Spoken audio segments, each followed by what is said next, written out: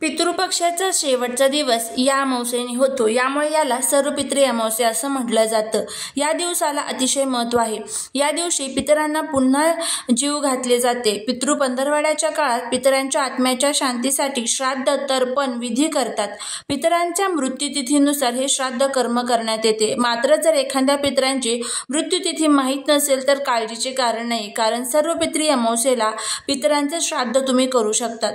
सर्वपित्री अमावस्या हा हिंदू पंचांगानुसार अमावस्या तिथी 1 ऑक्टोबरला अमावस्या तिथीचा प्रारंभ होणार आहे आणि हा प्रारंभ रात्री 9:40 होणार आहे। त्याच्यानंतर उद्या जी अमावस्या तिथीची समाप्ती आहे तर ती रात्री 12:19 होणार आहे आणि त्यानंतर गुरुवारपासून नवरात्राला सुरुवात होणार आहे। तर अशा पद्धतीने हा सर्वपित्री अमावस्याची तिथी असणार आहे। तर आपल्याकडे उदया तिथीनुसार प्रत्येक दिवस आपण मानत असतो, त्यामुळे उद्या आपल्याला सर्वपित्री अमावस्या साजरी करायची आहे। अमावस्येच्या श्राद्धात जेवणात तांदळाची खीर आणि उडदाच्या डाळीचे वडे महत्त्वाचे असतात। भोजन देण्याची आणि श्राद्ध करण्याची वेळ दुपारची असावी। ब्राह्मणाला भोजन देण्यापूर्वी पिंडदान करावे। ब्राह्मणाला श्रद्धेने अन्नदान करा, त्यांना दक्षिणा द्या। नंतर घरातील सर्व सदस्यांनी पितरांच्या आत्म्याच्या शांतीसाठी प्रार्थना करा। सर्वपित्री अमावस्येच्या दिवशी तर्पण करताना पितरांना दूध, तीळ, कुशा, फुले, सुगंधित पाणी अर्पण करा। पिंडदान करताना भाताच्या पिंडींना अंगठ्याने पाणी देऊन 3 पिंडींचे पिंडदान करावे। यासोबतच या दिवशी गरिबांना कपडे दान करा, अन्नदान करा, वस्त्र दान करा। तुम्हाला जमेल त्या पद्धतीने तुम्ही या दिवशी दान करू शकता। आपल्या शास्त्रानुसार पिंपळाच्या झाडावर सर्व देवी देवता आणि पितरांचा वास असतो। यासाठी पिंपळाच्या झाडाची सर्वपित्री अमावस्येच्या दिवशी पूजा करण्याची आपल्याकडे परंपरा आहे। सर्वपित्री अमावस्येच्या दिवशी पिंपळाच्या झाडाची पूजा करून दिवा लावण्याचे विशेष महत्त्व या दिवशी सांगितले जाते। त्यामुळे उद्या पिंपळाच्या झाडाची आवर्जून आपल्याला पूजा ही करायचीच आहे। त्यानंतर जर तुम्ही नोकरीच्या शोधात असाल तर सर्वपित्री अमावस्येच्या दिवशी 1 लिंबू देवघरात ठेवा आणि रात्री 7 वेळा तुमच्यावरून उतरवून टाका। त्या लिंबाचे 4 तुकडे करून 4 दिशांना फेकून द्या। यामुळे आपल्या करिअरमध्ये शुभ लाभ आपल्याला बघायला मिळत असतात। आपल्या घरातील ईशान्य कोपऱ्यात गाईच्या तुपाचा दिवा लावा आणि यासाठी जी आपण वात वापरणार आहोत तर त्यामध्ये लाल रंगाच्या धाग्यापासून तयार केलेली वात ही आपल्याला वापरायची असते। दिव्यात केसर आणि काळे तीळ आवर्जून घाला, यामुळे आपल्या घरातील आर्थिक परिस्थिती सुधारण्यासाठी मदत होत असते। तर ह्या छोटे छोटे उपाय आणि ह्या छोट्या छोट्या सेवा आपल्याला करायच्या आहेत।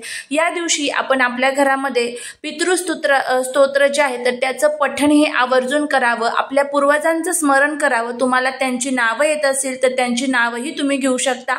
तुमची जर तिथी या दिवशी असेल तर आवर्जून तुम्हाला तुमच्या तिथीला जे काही तुम्ही जेवण बनवता तर ते तुम्हाला तुमच्या पितरांसाठी बनवायचं आहे। त्यानंतर आता बघा, उद्या प्रत्येकाने दही भाताचा हा उपाय करायचाच आहे। तुम्ही तुमच्या पितरांना दुसरं काहीही खाऊ घातलं नसेल तरीही चालेल, हा दही भात जो आहे तर तो आपल्याला आपल्या पितरांसाठी ठेवायचा आहे। यामुळे काय होणार आहे तर आपल्या घरातील नकारात्मकता, इडापिडा, शत्रुबाधा, शत्रुदोष, वास्तुदोष, घरातील पितृदोष, दारिद्र्य दूर होऊन आपल्या घराची खूप मोठ्या प्रमाणामध्ये प्रगती होईल। दही भात हा पितरांचा नैवेद्य असतो। तर आता हा दही भात कशा पद्धतीने ठेवायचा आहे तर ते बघा। आता तुम्हाला 2-3 उपाय मी सांगणार आहे या दही भाताचे। तुम्हाला जमेल ते उपाय तुम्ही करू शकता। तुमच्या सोयीनुसार तुम्ही हे उपाय करा। जर 3ही जमले तर 3 करा, 1 जमला तर 1 करा। तुमच्या सोयीनुसार तुम्ही हे उपाय करू शकता।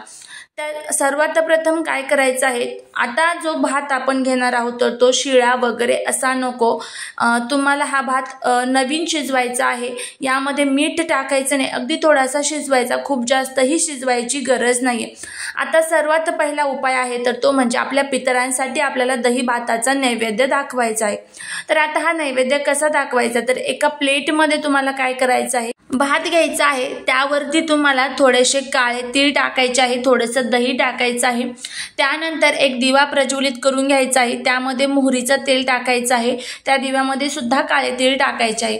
त्याच्यानंतर काय करायचं आहे, तुम्हाला तुमच्या घराचा मध्यभाग बघायचा, कुठे आहे तुमच्या घराचा मध्यभाग आणि तिथे तुम्हाला दक्षिण दिशेला तोंड करून बसायचं आहे। खाली बसण्यासाठी आसन घ्यायचं। जो दिवा आपण ठेवलेला आहे तर त्याच्या खाली थोडेसे तांदूळ ठेवायचे किंवा प्लेट वगैरे ठेवा आणि त्यावरती तो दिवा ठेवा। दही भाताची जी प्लेट आहे तर त्याच्या खाली अगोदर पाण्याने भरीव मंडल काढायचं, त्यावरती ती प्लेट ठेवायची आणि थोडंसं पाणी घेऊन त्या प्लेट भोवती 3 वेळेस तुम्हाला ते पाणी अंगठ्याच्या साईडने तुम्हाला 3 वेळेस ते पाणी सोडायचं आहे आणि ओम पितृदेवाय नमः या मंत्राचा जप करायचा आहे।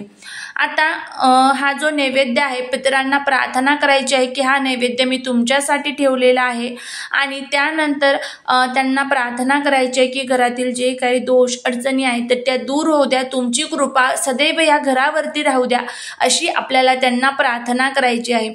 त्यानंतर ही प्लेट उचलायची आणि दिवा जर शक्य असेल उचलणं तर तोही उचलू शकता आणि तुम्हाला ही प्लेट जी आहे तर यातला जो दही भात आहे तर तो तुम्हाला तुमच्या घरातून बाहेर येऊन कावळ्याला खायला ठेवायचा आहे। कोणत्याही पशुपक्षींनी तो खाल्ला तरीही चालेल किंवा मग पिंपळाचं झाड तुमच्या आजूबाजूला कुठे असेल तर त्या पिंपळाच्या झाडाखाली तुम्ही हा दही भात जो आहे तर तो ठेवा आणि जो दिवा आपण घेतलेला आहे तर तोही तुम्हाला तिथे ठेवायचा आहे पिंपळाच्या झाडाखाली।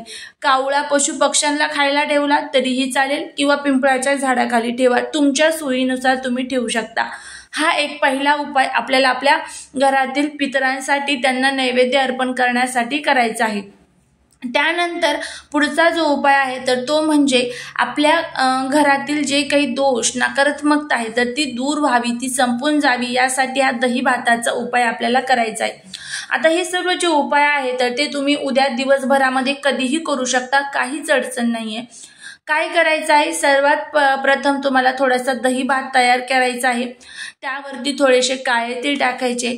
आपला जो मुख्य दरवाजा आहे तर त्या मुख्य दरवाजावरनं तुम्हाला हा दही भात 7 वेळेस ओवाळायचा आहे आणि तो तुम्हाला पक्ष्यांना खायला ठेवायचा आहे। कुठेही ठेवा, काहीच हरकत नाहीये। तो पक्ष्यांनी खाला नाही तर नंतर तो तुम्ही निर्माल्यात टाकू शकता, तुमच्या गॅलरीत, तुमच्या बाल्कनीत, घराच्या समोर, पत्र्यावरती किंवा एखाद्या झाडाखाली तुमच्या सोयीनुसार तुम्ही हा दही भात तिथे ठेवायचा आहे। आणि घरावरनं हा दही भात उतरवत असताना एक मनामध्ये भाव ठेवायचा की माझ्या घरामध्ये जी काही इडापिडा नकारात्मकता आहे तर ती संपलेली आहे आणि माझ्या घराची खूप मोठ्या प्रमाणामध्ये प्रगती झालेली आहे। त्यानंतर पुढचा उपाय म्हणजे आपल्या मुलांसाठी आणि घरातील प्रत्येक व्यक्तीसाठी आहे। तर काय करायचं आहे, दही भात घ्यायचा आणि प्रत्येक व्यक्तीवरनं हा दही भात तुम्हाला उतरवायचा आहे आणि तोही तुम्हाला तो पक्ष्यांना खायला ठेवायचा आहे। तर अशा पद्धतीने हे 3 उपाय आहेत। ह्या उपायांपैकी कोणतेही 3 उपाय करा, तिन्हीही जमले तर तिन्हीही करा, यांचा नक्कीच तुम्हाला फायदा होईल। झालेली सेवा ही महाराजांच्या चरणी रुजू करते। श्री स्वामी समर्थ।